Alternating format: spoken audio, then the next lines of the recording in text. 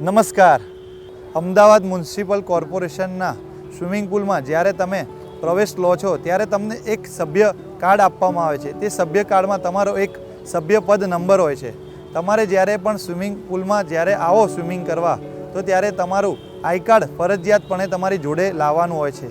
અને એ આઈ કાર્ડમાં તમારો જે સભ્યપદ હોય છે તે જ્યારે સભ્ય એન્ટ્રી કરો છો ત્યારે સભ્ય રજિસ્ટરમાં તમારું નામ, તમારો સભ્યપદ નંબર અને સહી કરીને એન્ટ્રી કરવાની હોય છે. એ ફરજિયાત હોય છે.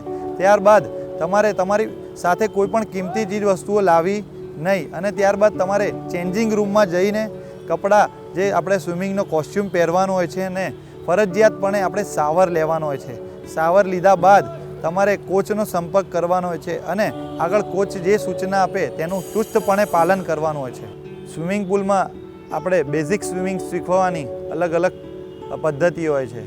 તેમાં આપણે પહેલા સ્ટેપ વિશે જાણીશું. તો પહેલા સ્ટેપમાં જ્યારે સ્વિમિંગ પુલમાં આપણે એન્ટ્રી કરીએ છીએ ત્યારે તમામને એ ધ્યાન રાખવાનું કે કોઈ પણ કોચની સૂચના વગર પાણીમાં એન્ટ્રી કરવી નહીં તથા કોચને ત્યાં મળીને કઈ રીતે પાણીમાં ઉતરવું. જેમ કે તમે પહેલા દિવસે આવો છો ત્યારે તમારે સીડીનો ઉપયોગ કરીને ધીમે ધીમે બે બાજુથી સીડી પકડીને અને એકદમ ધીમે ધીમે ઉતરવાનું રહે છે. ત્યારબાદ કોચની માર્ગદર્શન જેમ કે વોક કરવાનું હોય છે. પહેલો સ્ટેપ જે હોય છે એ વોકિંગ. એ વોક આમ ધીમે ધીમે ધીમે ધીમે ચાલવાનું હોય છે. એ ચાલતા ચાલતા ચાલતા સહેલો વિસ્તારથી આગળ જવાનું હોતું નથી. એ આપણે ચાલવાનું એટલે હોય છે કે આપણે સૌ પ્રથમવાર પાણીમાં ઉતરતા હોઈએ છીએ ત્યારે પાણીનું બેલેન્સિંગ અને પાણીની જે સહેલો વિસ્તાર હોય છે તેમાં વોક કરવાથી કોન્ફિડન્સ લેવલ વધે છે. આપણે સ્નાનાગરમાં બે ટાઈપના વિસ્તાર હોય છે, એક સહેલો અને એક ડીપ. સહેલો એટલે છીછરો અને ડીપ એટલે ઊંડું. તો આપણે જ્યારે શીખવા આવીએ છીએ ત્યારે સેફટીના ભાગરૂપે પ્રથમવાર આપણે સીડી દ્વારા ઉતરી ધીમે ધીમે ધીમે અને સહેલો, કેમ કે આપણે શરૂઆતમાં ડીપમાં ઉતરવાનું હોતું નથી, કેમ કે આપણે શરૂઆતમાં પાણીના સ્વિમરના એવા જાણકાર હોતા નથી, એટલે આપણે સીડીનો જ ઉપયોગ કરી અને અંદર ઉતરવાનું હોય છે. વોકિંગ કર્યા બાદ કે ચાલ્યા બાદ આપણે નેક્સ્ટ સ્ટેપમાં આવે છે કે હેડ ડાઉન. હેડ ડાઉનમાં બે વોલ પકડવાની અને બંનેની બાજુ ડીપ બ્રીથ લઈને મોઢું અંદર રાખીને શ્વાસ રોકવાનો હોય છે. આ શ્વાસ રોકવાથી આપણે જ્યારે તમે પાછળથી લેગ પુલ અપ કરવાના આવે છે. ઘણી ફેરી કેવું હોય છે, ડરના કારણે પાળના લેગ ઉપર આવતા નથી, જે સ્પષ્ટ બતાવે છે કે પાણીમાં આપણને ડર હોય છે. એ ડર દૂર કરવા આપણે વોલ પકડીને અને મોઢું અંદર રાખીને શ્વાસ રોકાઈએ છીએ અને થોડા થોડા બબલ્સ કરાવીએ છીએ, જેથી કરીને આપણો થોડો ડર ઓછો થાય છે. આ સેકન્ડ સ્ટેપ છે, જેથી હેડ ડાઉન કહેવામાં આવે છે એને. ત્રીજા સ્ટેપ વિશે તમને માહિતગાર કરું તો ત્રીજા સ્ટેપમાં હેડ ડાઉનમાં પગ ઉપર આવ્યા બાદ જો આ રીતે ફ્લોટિંગ થઈ રહ્યું છે. ઓકે, ફ્લોટિંગ થઈ ગયા બાદ તમારે વોલ પુશ કરીને પહેલાં બોડી બેલેન્સિંગ કરવાની હોય છે. જો આ રીતે થઈ રહ્યું છે ને વોલ પુશ, એ રીતે. ત્યારબાદ આપણો બે હાથ જોઈન્ટ કરી ડીપ બ્રીથ લઈ અને વોલથી પુશ કરીને અને પાણીમાં સૂવાનું હોય છે. આનાથી જો બેલેન્સિંગ થાય છે, આનાથી આપણો ડર એકદમ ઓછો થઈ જાય છે. આને ગ્લાઇડિંગ કહેવાય છે. ગ્લાઇડિંગ બે રીતે થાય છે, એક વોલ પુશ અને એક without wall push. Wall push કરીએ છીએ ત્યારે આપણને વોલથી પુશ મળી રહે છે અને જ્યારે આપણે પાછા આવીએ છીએ તો ત્યારે બે પગ સ્ટ્રેટ કરી અને ડીપ બ્રીથ લઈ અને ગ્લાઇડિંગ કરવાનું રહે છે. ગ્લાઇડિંગમાં ખાસ એક બાબત બધાને શરૂઆતમાં આપણે શીખતા હોઈએ છીએ ત્યારે ધ્યાન રાખવાની હોય છે કે જ્યારે તમે ગ્લાઇડ કરો છો ત્યારે એકદમ તમને ઊભા થતાં ફાવતું નથી. તો એ ઊભા થવા માટે બે હાથ આપણે જ્યારે ગ્લાઇડિંગ કરીને જોઈએ છે ત્યારે બે હાથથી જોડે રહીને બેલેન્સ કરવાનું હોય છે અને ગ્લાઇડિંગનો આ સ્ટેપ સક્સેસફુલી ડીપ બ્રીથ રોકીને કરવાનો હોય છે. પછીનો સ્ટેપ આવે છે કિકિંગ.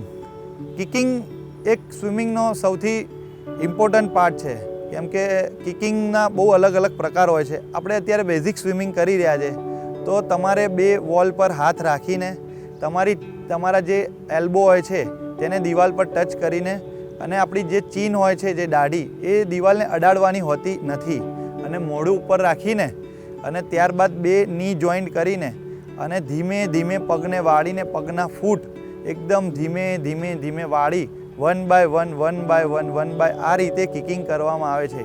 અને કિકિંગના અલગ અલગ સેટ કરવામાં આવે છે. શરૂઆતમાં આપણા પગ ઉપર આવતા નથી, કેમ કે આપણે તાકાત કરીએ છીએ અને ધીમે ધીમે ધીમે પ્રેક્ટિસ કર્યા બાદ મોઢું અને જ્યારે કિકિંગ કરીએ છીએ ત્યારે મોઢું હંમેશા ખુલ્લું રાખવાનો પ્રયત્ન કરવાનો.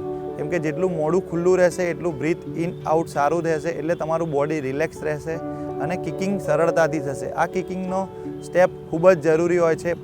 એ પછીના નેક્સ્ટ સ્ટેપમાં આવે છે, આપણે કિકિંગ તો કરી લીધી બધાએ, સારી રીતે થઈ પણ ખરી, ગ્લાઇડિંગ પણ થઈ.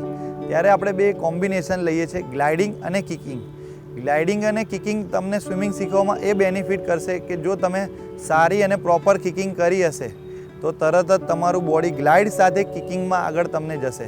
જેમ કે ગ્લાઇડ કરીને તમે 3 થી 5 મીટર આગળ જશો, પણ સાથે સાથે તમે પ્રોપર કિકિંગ કરશો, ગ્લાઇડિંગ સાથે કિકિંગ, તો તમે કમસે કમ ઓછામાં ઓછું 10 મીટર જેટલું આગળ જઈ શકશો અને તમને કોન્ફિડન્સ વધશે સ્વિમિંગ શીખવામાં. ત્યારબાદનો સ્ટેપ છે હેન્ડ મૂવમેન્ટ. હેન્ડ મૂવમેન્ટ એ ખૂબ જ અગત્યનો ભાગ છે. ત્યારે તમે હેન્ડ મૂવમેન્ટ કરો ત્યારે તમારે ખાસ બધી ફિંગર જોઈન્ટ રાખવાની છે, તેમજ તમારો શોલ્ડર પાણીની અંદર અને મોઢું પાણીની ઉપર રાખીને 90 એંગલે બેસીને દિવાલને ટચ કરીને હેન્ડ રોટેટ કરવાના હોય છે. હેન્ડ રોટેટ કરતાં કરતાં સાયકલની જેમ પેડલ ફરાવવાના અને બધી આંગળીઓ જોઈન્ટ રાખીને આપણે એંગલ સેટ કરવાનો હોય છે. અને આ હેન્ડ મૂવમેન્ટ કરવાથી જે આપણે બેઝિક ડોગ સ્ટાઇલની છે, જેમ આપણે ગ્લાઇડિંગ કિકિંગ શીખ્યા તેમ હવે ત્રીજો સ્ટેપ એના અંદર એડ થશે હેન્ડ મૂવમેન્ટ, જેથી આપણને બેઝિક સ્વિમિંગ ઝડપથી અને ખૂબ જ ફાસ્ટ આવડશે. ત્યારબાદ બેલેન્સ કિકિંગ અને બેલેન્સ હેન્ડ મૂવમેન્ટ કરવામાં આવે છે. બેલેન્સ કિકિંગમાં અને બેલેન્સ હેન્ડ મૂવમેન્ટમાં એક પાર્ટનરની જરૂર પડે છે.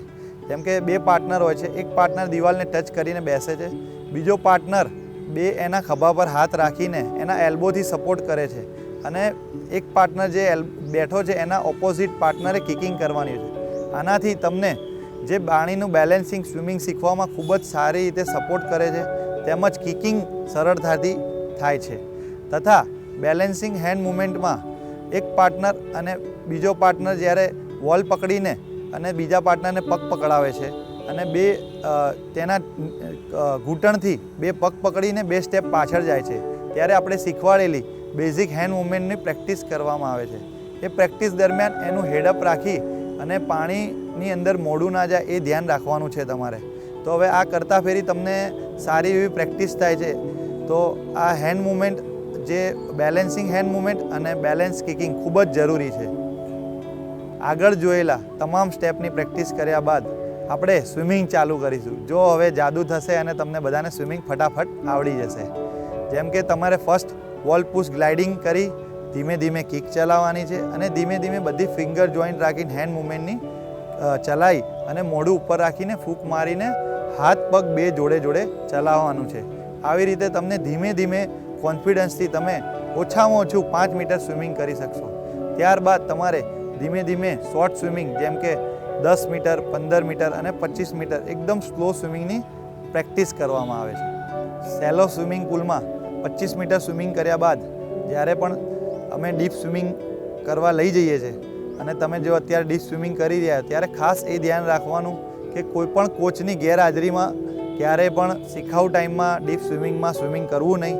તેમજ જ્યારે પણ સ્વિમિંગ કરો તો ત્યારે અહીંયા સેલોમાં 25 મીટર જે કોન્ફિડન્સથી કરતા હોય એ જ શાંતિથી એકદમ બોડી હલકી રાખીને ફિંગર જોઈન્ટ રાખીને એકદમ ઇઝીલી સ્વિમિંગ કરવું, જેથી કરીને તમે ડીપ અને સેલોમાં બંને ઇઝીલી સ્વિમિંગ સારી રીતે કરી શકો.